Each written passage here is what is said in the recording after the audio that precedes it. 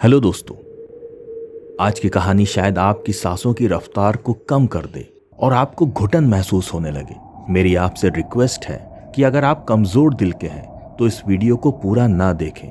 तो चलिए दोस्तों, हम अपनी आज की कहानी स्टार्ट करते हैं। ये most unusual and most terrifying Nutty पट्टी केव की कहानी है। दोस्तों, आपका स्वागत है हमारे यूट्यूब चैनल में कि जिसका नाम है क्राइम की रियल कहानी।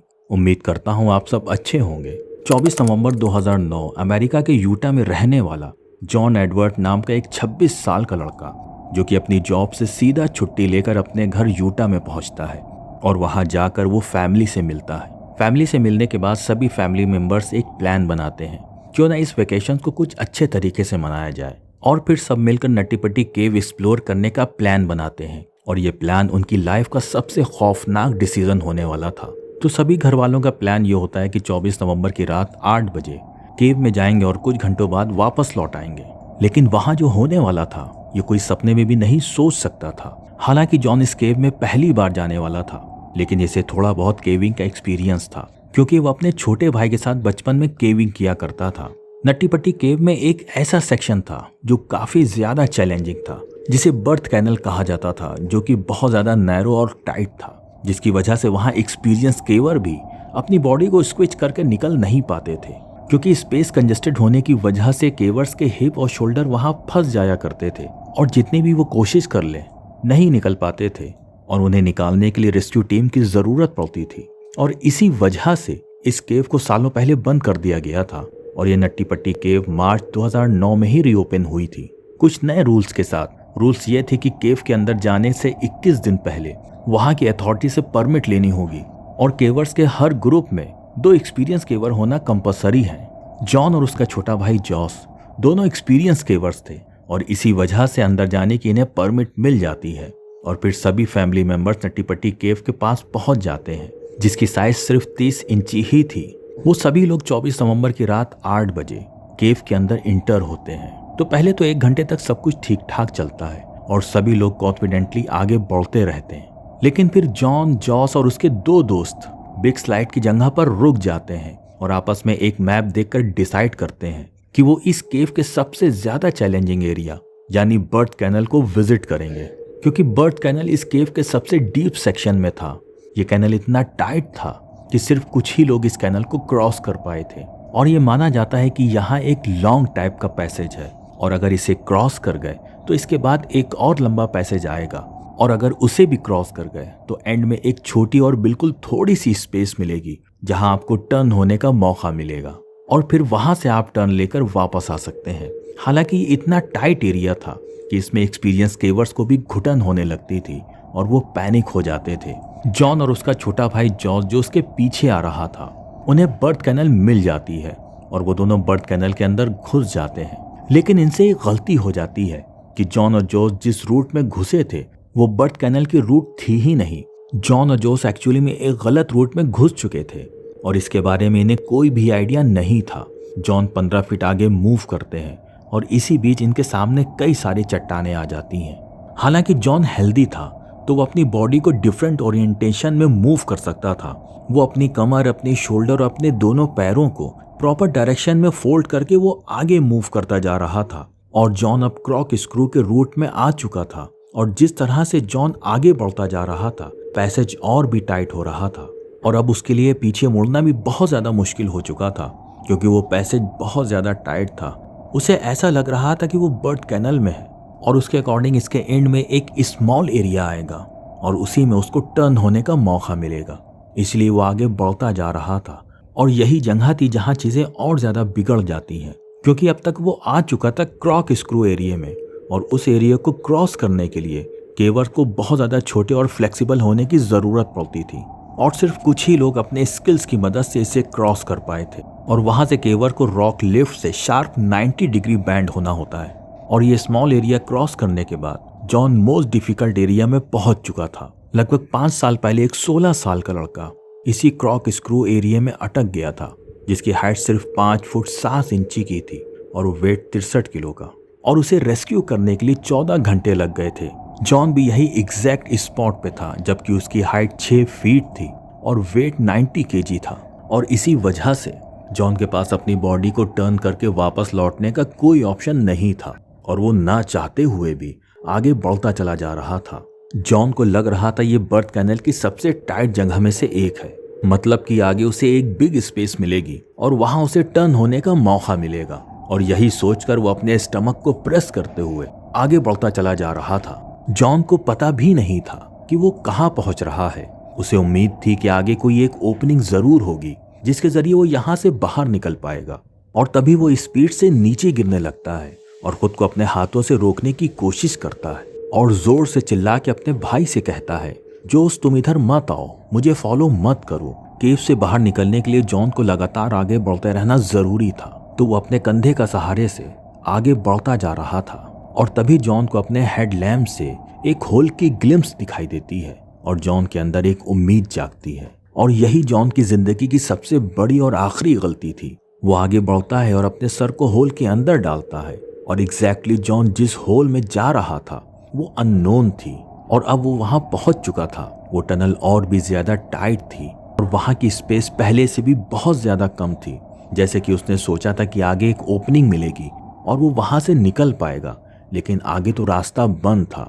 ये पूरी केव की सबसे तंग जगह थी। अगर इस टनल की स्पेस की बात करें तो इसकी स्पेस मात्र 18 इंची वाइड ही थी और अब जॉन बहुत ज्यादा डिफिकल्ट पोजीशन में फंस चुका था। मतलब कि सर नीचे और पैर ऊपर थे उसके।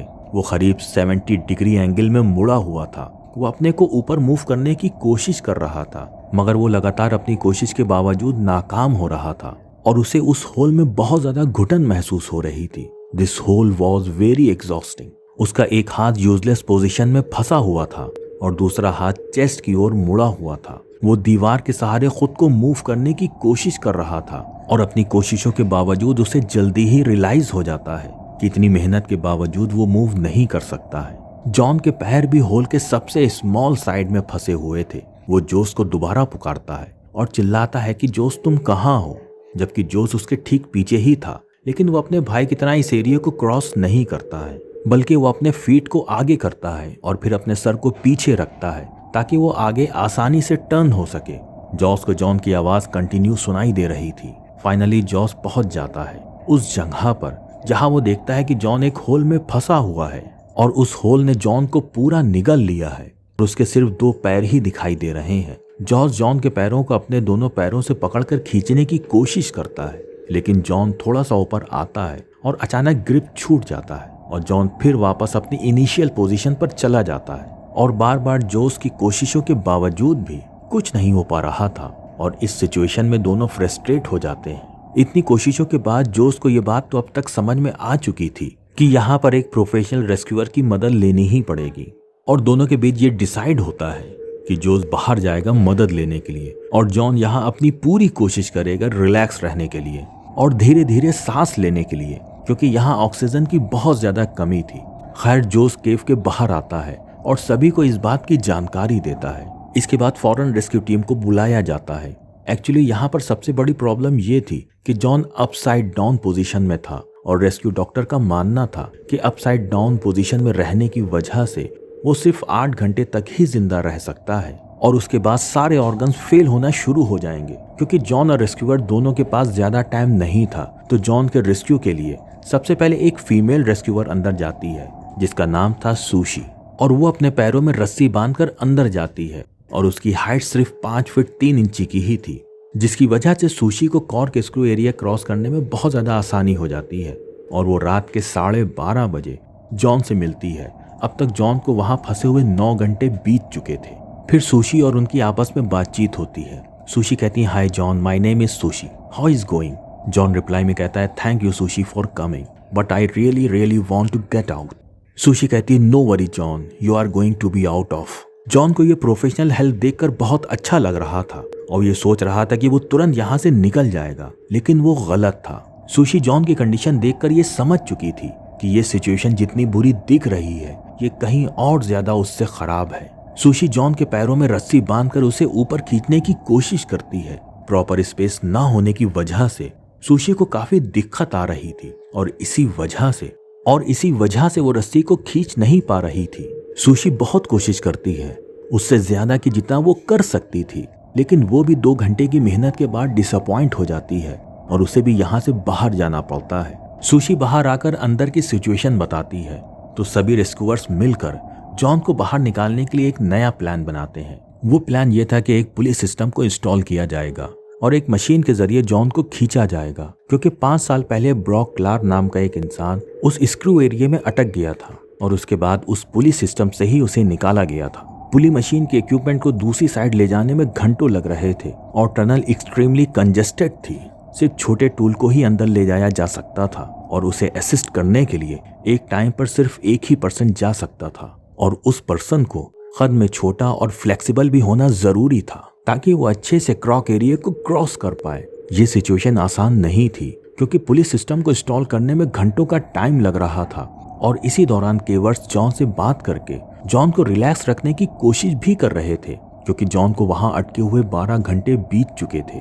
जॉन अब सारी रात साइड डाउन पोजीशन में रहकर गुजार रहा था और दोस्तों साथ ही बॉडी की अपनी एक फिजिकल लिमिटेशन होती है ऐसी पोजीशन में रहने के लिए, और जॉन वो लिमिट को भी पार कर चुका था। उसका 90 किलो का शरीर ग्रेविटी के प्रेशर से लड़ रहा था। उसका ब्लड सर्कुलेशन में गड़बड़ी होने लगी थी और धीरे धीरे इसकी सांसें रुक रही थी। पूरी रात यहाँ बिताने की वजह से ये काम एग्रेसिव हो रहा था। उसके लेग्स काम करना बंद कर रहे थे। रेस्क्यूअर्स और जॉन की फैमिली के लिए जॉन को ऐसी हालत में देखना बहुत ज्यादा दर्दनाक था, लेकिन वो सभी हेल्पलेस थे और ड्रिल करते हुए रेस्क्यूअर्स भी एग्जॉस्ट हो रहे थे।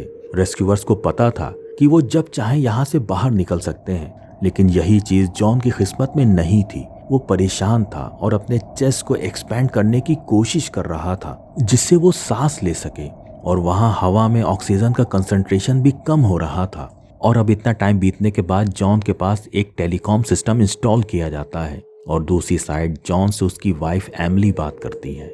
एमिली जॉन को इनकरेज करने की कोशिश करती है और जॉन भी अपनी वाइफ को दिलासा देता है कि मैं यहाँ से जल्दी बाहर निकलूंगा और सब कुछ जल्दी ही ठीक हो जाएगा। अब तक शाम के 4 बज चुके थे और जॉन को यहाँ अटके हुए पूरे 18 घंटे बीत चुके थे और अब पुलिस सिस्टम भी यहाँ लग चुका था और मूव करने के लिए तैयार था। एक रेस्क्यूअर जिसका नाम था रेयान, वो केव में घुसता है और जॉन के पास पहुंचता है। रेयान जॉन से कहता है, how are you? John reply करता है और कहता है, I am upside down, I can't believe, I am upside down, my legs are killing me. Ryan देखता है कि जॉन की बॉडी ओपनिंग के सबसे नैरो साइड में फंसी है, तो वो सबसे पहले उसे ठीक करता है और फिर वो उसके पैरों में रस्सी बांधकर खींचता है। लेकिन जॉन के पैरों को बहुत ज्यादा दर्द हो रहा था। वो जब भी जॉन को ऊपर खींचने की कोशिश करता तो जॉन उसे रुकने के लिए कहता, क्योंकि जॉन की नर्वस सिस्टम अब अल्ट्रा सेंसिटिव हो चुकी थी। और फिर वो दोनों कुछ टाइम के लिए रुक जाते हैं और फिर दोबारा कोशिश करते हैं। और अब तक तो ऐसा लग रहा था कि पुलिस सिस्टम काम कर रहा है। जॉन अब ऑलमोस्ट इतने ऊपर उठ गया था कि वो अब रेयान को देख सकता था और उससे आई कांटेक्ट कर सकता था। रेयान जैसे ही जॉन को देखता है तो उसके चेहरे पे एक मुस्कुराहट आती है और जॉन को एक एनर्जी ड्रिंक देता है। इसी तरह अब तक 19 घंटे बीत चुके थे। ये चीज बहुत स्लोली हो रही थी और इसमें काफी ज्यादा एफर्ट लग रहा था। इतनी कोशिशों के बाद थोड़ी सफलता तो जरूर मिली थी, लेकिन अभी भी काफी मुश्किल था क्योंकि जॉन के पैर ऊपर की सीलिंग को हिट कर रहे थे और उसे उस पैसेज में अपने पैरों को ट्विस्ट करना इम्पॉसिबल था। तो रेयान फाइनली डिसाइड करता है कि वो जॉन के पैरों को तोड़ देगा, जिसके बाद वो बआसानी बाहर निकल पाए। मगर इसी बीच यहाँ पर एक ऐसी अनइमेजिनेबल चीज होती है जिसके बारे में कोई सोच भी नहीं सकता था, क्योंकि सडनली वो पुलिस सिस्टम फेल हो जाता है। एक्चुअली एक बोल्ट जो जॉन को ऊपर निकालने के लिए ड्रिल किया गया था वो दीवार से निकल जाता है और वो सीधे रेयान के सर पर जाकर लगता है, जिससे रेयान अनकॉन्शियस हो जाता है और जॉन जो आधा ऊपर उठ चुका था वो वापस स्लिप हो जाता है और अब जॉन का कोई रिस्पॉन्स नहीं मिल रहा था। ये मूवमेंट जॉन की फाइनल किस्मत बन चुकी थी। अब शायद वो कभी भी बाहर नहीं आ सकता था। रेयान को जब होश आता है तो उसको महसूस होता है कि उसके सर से खून बह रहा है। वो पूरी तरह से कंफ्यूज हो चुका था कि यहाँ पर क्या हुआ है। उसकी कुछ समझ में नहीं आ रहा था कि यहाँ पर क्या हुआ है। खैर वहां से रेयान को बाहर निकालकर हॉस्पिटल भेज दिया जाता है और अब उसकी जगह जॉन को निकालने के लिए जॉन के खुद फादर केव में जाते हैं और उस टूटे हुए पुलिस सिस्टम को इंस्टॉल करने के लिए उन्हें 1 घंटा और लग जाता है। वो रस्सी से जॉन की बॉडी को बांधने की कोशिश करते हैं, लेकिन वो जितनी देर भी वहां रहते हैं उसमें जॉन का कोई रिस्पॉन्स नहीं आता है और ये पूरा ऑपरेशन जॉन के एफर्ट के बिना पॉसिबल नहीं था। ये कैसे पॉसिबल था कि एक 90 किलो के इंसान को बाहर निकाल सके, वो भी बिना उसकी मदद के। और जब जॉन के फादर जॉन को रस्सी से बांधने की कोशिश कर रहे थे तो वो खुद 15 मिनट के लिए वहां अटक जाते हैं और आखिरकार थक हार कर वो भी वहां से बाहर आ जाते हैं। और अब ब्रांड एक नए रेस्क्यूअर्स के तौर पर उनकी जगह ले लेते हैं। वहां जो एक टेलीकॉम सिस्टम लगाया गया था जिससे उसकी फैमिली उससे बात कर रही थी, लेकिन ब्रांड जो देख पा रहा था वो एमिली नहीं देख पा रही थी, क्योंकि जॉन कोई भी रिस्पॉन्स नहीं दे रहा था। पता नहीं वो ये बातें सुन भी पा रहा था या नहीं, बस जॉन की सांसें लेने की आवाज आ रही थी। लेकिन थोड़ी देर बाद अब वो भी शांत हो चुकी थी। रेस्क्यू टीम आपस में ये डिसाइड करती है कि शायद जॉन मर चुका है और इसीलिए उस पैसेज में एक मेडिकल प्रोफेशनल को भेजा जाएगा जो ये कंफर्म कर सके कि जॉन जिंदा है भी या नहीं। और बिल्कुल ऐसा ही होता है। मेडिकल प्रोफेशनल कंफर्म करते हैं कि जॉन मर चुका है। 25 नवंबर की रात 11:56 पर ऑफिशियली कंफर्मेशन कर दी जाती है कि जॉन एडवर्ड मर चुके हैं। 120 रेस्क्यूअर्स ने बैक टू बैक 27 घंटे कोशिश करी जॉन को बाहर निकालने के लिए, लेकिन जॉन के डाउन पोजीशन में होने की वजह से ये इम्पॉसिबल था। जॉन अपनी लाइफ के आखिरी 27 घंटे एक एक्सट्रीमली इन्वर्टेड पोजीशन में था, जबकि डॉक्टर ने प्रिडिक्ट किया था कि वो सिर्फ ऐसी हालत में 10 घंटे तक ही जी पाएगा। ये वाकई काबिले तारीफ है कि जो भी रेस्क्यूअर अंदर जॉन तक गए वो सच में एक हीरो थे। वो जानबूझकर ऐसी जगह पर मदद करने के लिए गए जिसके बारे में उन्हें खुद भी नहीं पता था कि वो जगह कितनी रिस्की है, पर वो मीडिया को बताते हैं कि ये उनके 29 साल की रेस्क्यू करियर की टफेस्ट रेस्क्यू थी और वो इस टास्क में हार गए। अथॉरिटी पूरी कोशिश कर रही थी जॉन की डेड बॉडी को केव से बाहर निकालने के लिए, लेकिन यहाँ बातचीत के बाद ये डिसाइड किया जाता है कि ये काम रेस्क्यू टीम के लिए काफी ज्यादा डेंजरस हो सकता है। और फाइनली डिसीजन लिया जाता है कि जॉन की बॉडी को हमेशा हमेशा के लिए वहीं दफन रहने दिया जाएगा और केव के एंट्रेंस को कंक्रीट से सील कर दिया जाए। और एक हफ्ते बाद पूरी केव को हमेशा हमेशा के लिए सील कर दिया गया। दोस्तों, ऐसे ही एक और दिल दहला देने वाली कहानी फ्लाइट कॉलिन की है, जो कि एक बहुत ज्यादा केव एक्सप्लोरर का शौकीन था। वो केव को लेकर इतना ज्यादा पैशनेट था और एक केव को सर्च करता है और अपने हाथों से बनाता है, मगर सडनली कोई ऐसी घटना घट जाती है जिसकी वजह से वो उसमें ट्रैप्ड हो जाता है। दोस्तों, अगर आप फ्लाइट कॉलिन की कहानी सुनना चाहते हैं तो उसका लिंक मैंने डिस्क्रिप्शन बॉक्स में दे दिया है। तो दोस्तों, इस पूरी कहानी के बारे में आपकी क्या राय है हमें कमेंट बॉक्स में जरूर बताएं। अगर आपको हमारी मेहनत पसंद आई हो तो इस वीडियो को लाइक करते हुए शेयर भी जरूर करें। अगर आपने अब तक क्राइम की रियल कहानी चैनल को सब्सक्राइब नहीं किया है तो जाने से पहले चैनल को जरूर सब्सक्राइब कर लें। लेटेस्ट वीडियो की जानकारी के लिए बेल आइकन दबाना ना भूलें। क्राइम की दुनिया से जुड़ी ऐसी ही कहानियों के लिए हमारे साथ लगातार जुड़े रहें। धन्यवाद।